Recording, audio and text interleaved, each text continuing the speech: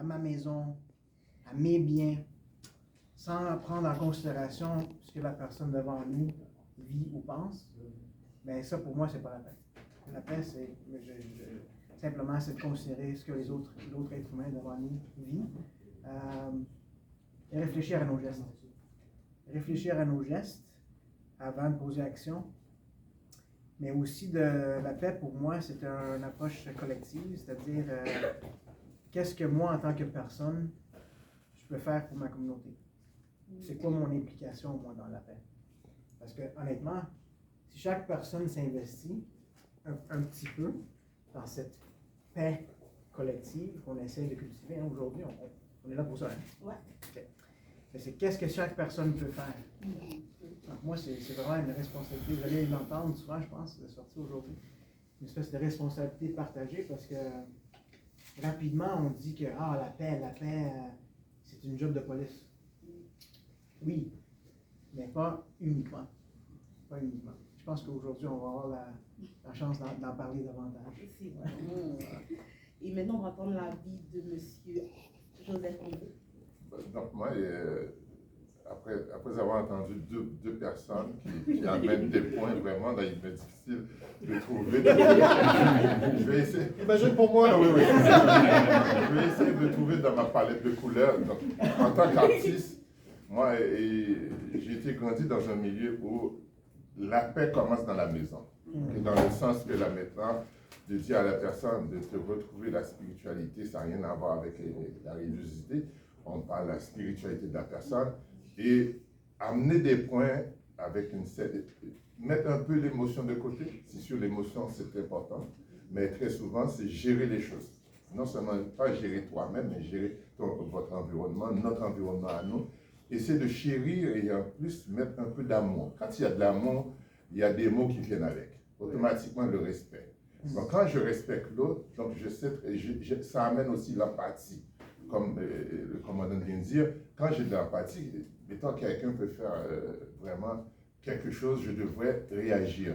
Mais le fait que j'ai l'empathie, je peux essayer de comprendre pourquoi la personne agit dans ce sens-là.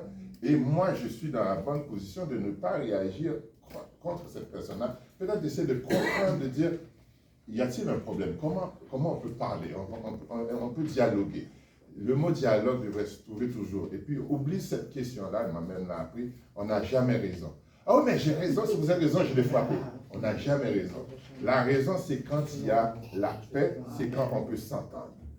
Mais si je dis, moi, j'ai raison de faire telle chose, mais est-ce que vous êtes capable de dormir avec? La paix vient quand vous êtes capable de mettre votre tête sur votre oreiller, vous dormez très bien. Donc, si vous n'arrivez pas à le faire, il y a un problème. Et c'est une des raisons, moi, en tant qu'artiste, j'arrive à mettre des gens en lien avec les institutions d'ici. Moi, je suis né en Haïti.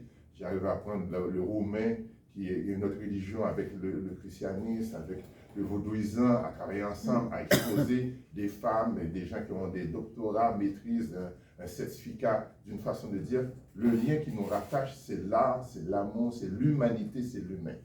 Quand on est capable d'axer sur ce thème-là, c'est réglé. Mais si, là maintenant, on vit dans un monde de compétition, je vais vous montrer, je peux parler plus fort.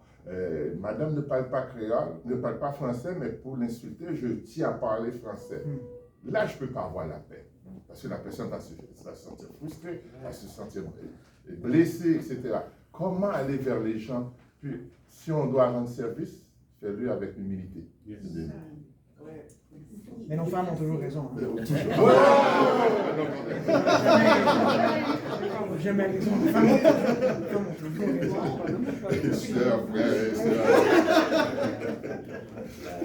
Alors, le dernier, non le moindre, pour Sylvain Wallet, je répète la question.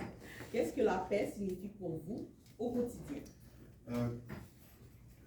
Tout ce qui a été dit par mes merveilleux collègues, je suis entièrement d'accord. Puis, en effet, l'humanité, je pense que c'est vraiment important. L'empathie, tu vois, les sociétés se détruisent quand on perd cette empathie-là, puis qu'on déshumanise, peu importe, ou juste un monde qu'on n'aime pas.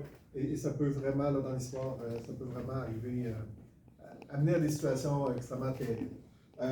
Des fois, c'est difficile d'écrire la paix, mais on sait c'est quoi l'inverse. Hein? On sait c'est quoi la guerre, à quel point il y a de nombreuses guerres complètement terribles. On sait aussi ce qui arrive dans les guerres. Hein? C'est souvent les familles, les femmes, les enfants qui sont les premiers affectés. La société civile, c'est pas juste les soldats au front.